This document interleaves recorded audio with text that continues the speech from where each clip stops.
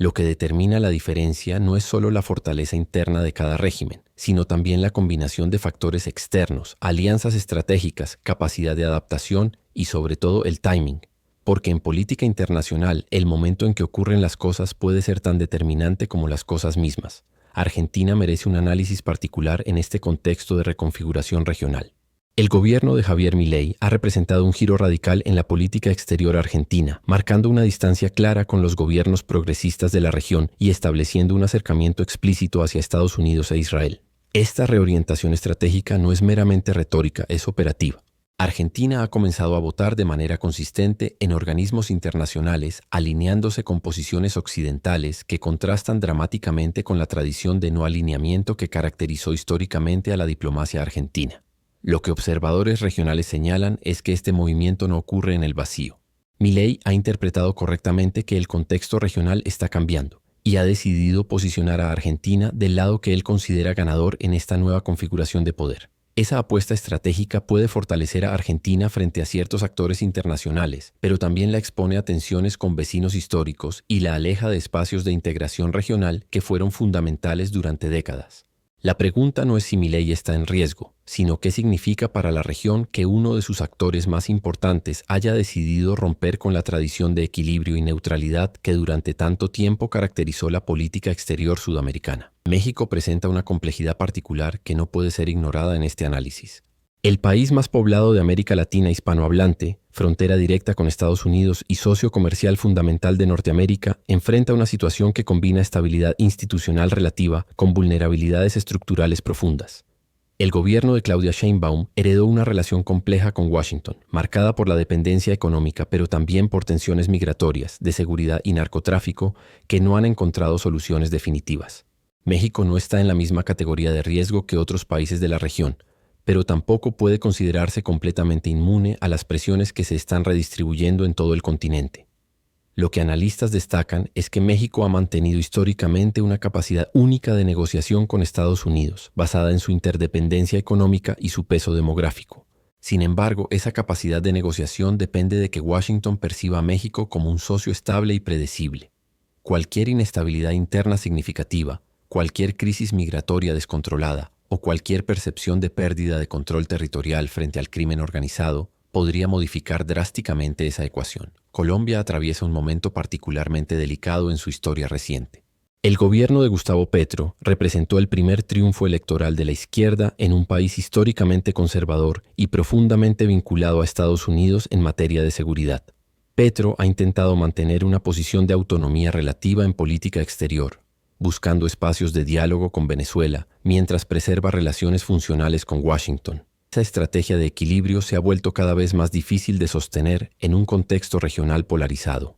Colombia no enfrenta el mismo nivel de aislamiento que Nicaragua o Cuba, pero sí experimenta presiones crecientes desde múltiples direcciones, sectores internos conservadores, fuerzas militares con vínculos históricos con Estados Unidos, élites económicas tradicionales y actores armados ilegales que controlan territorios significativos representan desafíos constantes para cualquier gobierno que intente implementar transformaciones estructurales. Lo que observadores internacionales señalan no es que Colombia esté al borde del colapso, sino que su proceso de cambio político está ocurriendo en el peor momento posible desde el punto de vista del contexto regional. Cuando la región entera está recalibrando sus equilibrios de poder, intentar navegar reformas profundas se vuelve exponencialmente más complejo. Perú ha vivido en los últimos años una sucesión de crisis políticas que han dejado al país en una situación de fragilidad institucional crónica. La destitución de Pedro Castillo en medio de acusaciones de intentar dar un autogolpe, las protestas masivas que siguieron a su salida, especialmente en regiones del sur del país, y la percepción generalizada de desconexión entre Lima y el resto del territorio nacional han creado un escenario de inestabilidad persistente. Lo que analistas peruanos han comenzado a advertir es que el país enfrenta una crisis de legitimidad democrática que va más allá de gobiernos específicos. Ningún presidente peruano ha logrado completar un mandato con niveles aceptables de aprobación en las últimas 2 décadas, y esa rotación permanente de liderazgos ha erosionado la capacidad del Estado para implementar políticas de largo plazo. Perú no está necesariamente en riesgo de colapso total, pero sí enfrenta el peligro de convertirse en un Estado progresivamente más débil, más fragmentado y más vulnerable a presiones tanto internas como externas. y en un contexto regional donde la fortaleza institucional se está convirtiendo en un factor determinante de supervivencia política, esa debilidad estructural puede traducirse en exposición geopolítica. Ecuador ha experimentado transformaciones aceleradas en los últimos años que han modificado su perfil regional.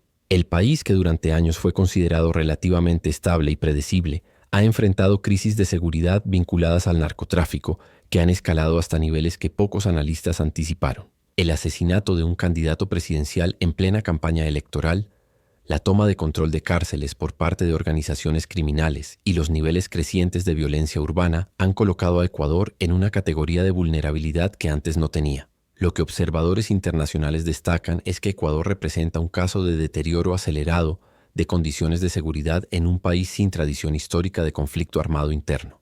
Esa combinación de vulnerabilidad reciente con ausencia de experiencia institucional para enfrentar amenazas de esta naturaleza crea un escenario particularmente preocupante.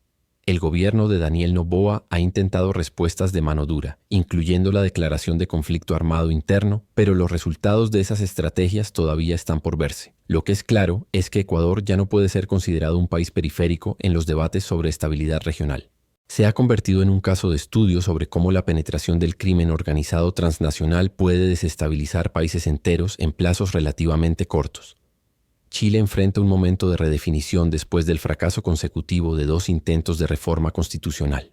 El estallido social de 2019 pareció abrir una ventana histórica para transformaciones profundas del modelo político y económico chileno, pero esa ventana se cerró abruptamente cuando tanto la propuesta progresista como la conservadora fueron rechazadas en referéndums sucesivos.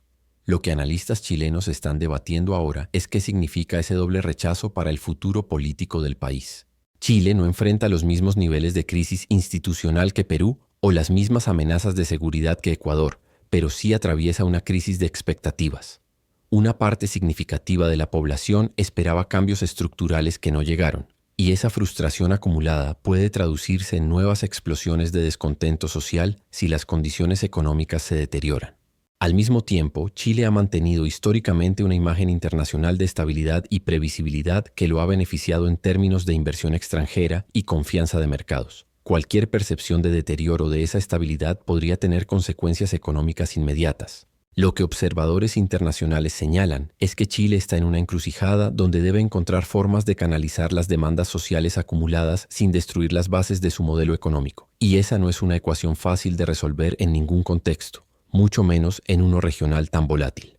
Paraguay representa un caso particular de estabilidad conservadora en medio de un continente en transformación. El país ha mantenido durante décadas gobiernos de orientación conservadora, vínculos sólidos con Taiwán en contraposición a la mayoría de la región que reconoce a China, y una posición de bajo perfil en debates geopolíticos regionales. Esa estrategia de mantener un perfil discreto ha funcionado para Paraguay durante mucho tiempo, pero el contexto actual puede estar modificando la viabilidad de esa aproximación. Lo que analistas regionales observan es que Paraguay está rodeado por países que atraviesan procesos políticos complejos. Brasil con sus tensiones internas, Argentina con su giro radical, Bolivia con su polarización persistente. Esa ubicación geográfica convierte a Paraguay en un actor potencialmente más relevante de lo que su tamaño sugeriría. Cualquier inestabilidad en sus vecinos mayores podría tener efectos directos sobre Paraguay, ya sea en términos de flujos migratorios, presiones económicas o tensiones de seguridad. Al mismo tiempo, la posición pro-taiwanesa de Paraguay, en un momento donde la rivalidad entre Estados Unidos y China se intensifica, podría convertir al país en un punto de presión geopolítica inesperado.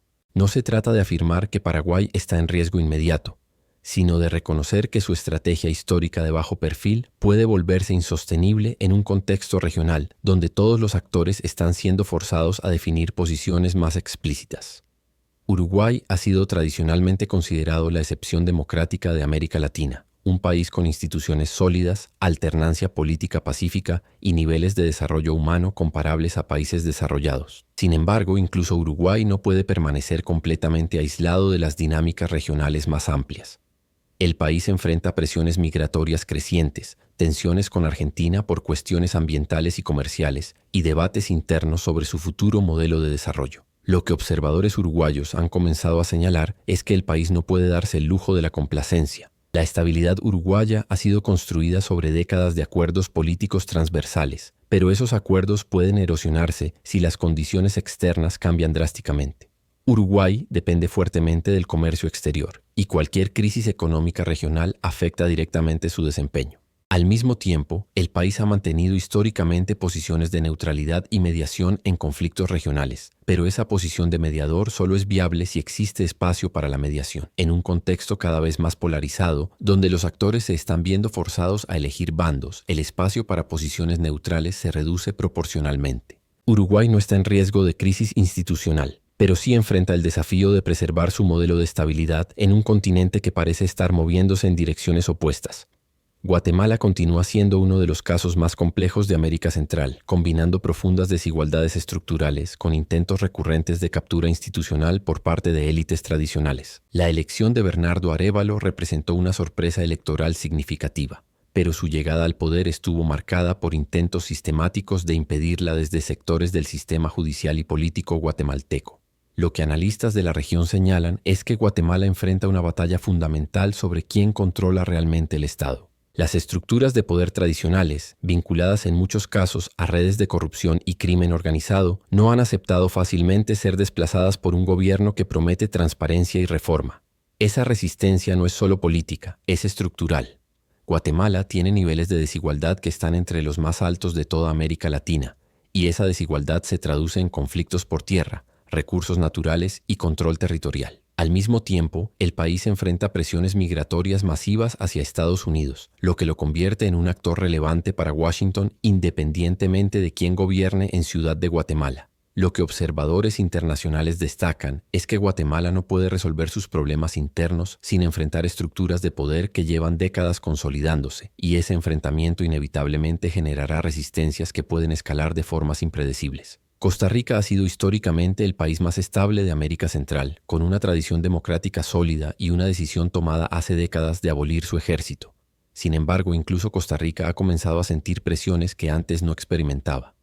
El país enfrenta niveles crecientes de narcotráfico, con organizaciones criminales utilizando territorio costarricense como punto de tránsito hacia Estados Unidos. Esa presencia del crimen organizado ha comenzado a erosionar la sensación de seguridad que durante tanto tiempo caracterizó a Costa Rica. Al mismo tiempo, el país enfrenta tensiones migratorias significativas, especialmente desde Nicaragua, y debates internos sobre su modelo económico que han generado protestas importantes en años recientes. Lo que analistas costarricenses han comenzado a advertir es que el país no puede dar por garantizada su estabilidad tradicional. Costa Rica ha dependido históricamente de su imagen internacional de país pacífico y democrático para atraer inversión y turismo, pero esa imagen puede deteriorarse rápidamente si las condiciones de seguridad se degradan. La ausencia de fuerzas armadas, que durante décadas fue vista como un símbolo de compromiso democrático, ahora es cuestionada por sectores que argumentan que deja al país vulnerable frente a amenazas transnacionales. Costa Rica no está en riesgo de colapso, pero sí enfrenta el desafío de adaptar su modelo de estabilidad a un contexto regional que se ha vuelto significativamente más hostil. El poder regional está entrando en una nueva etapa de incertidumbre, y esa incertidumbre no se resolverá con declaraciones públicas ni con análisis apresurados. Se resolverá con el paso del tiempo, con las decisiones concretas que tomen los gobiernos, con las presiones que logren sostener o resistir, y con los movimientos que hagan o dejen de hacer los principales actores globales con intereses en la región. Lo que podemos afirmar con certeza es que nadie en América Latina puede darse el lujo de ignorar lo que está sucediendo, porque no todos los países están en el mismo nivel de exposición, todos están siendo observados con mayor atención. Y en un mundo donde la geopolítica se mueve cada vez más rápido, ser observado ya es en sí mismo una forma de presión. Si este análisis te pareció valioso, te invito a suscribirte al canal, a darle like a este video y sobre todo a dejar tu comentario respondiendo esta pregunta. ¿Crees que América Latina entra en una etapa más inestable o más vigilada? Tu opinión importa, porque este no es solo un tema de gobiernos y diplomacia. Es un tema que nos afecta a todos los que vivimos en esta región o seguimos de cerca lo que aquí sucede.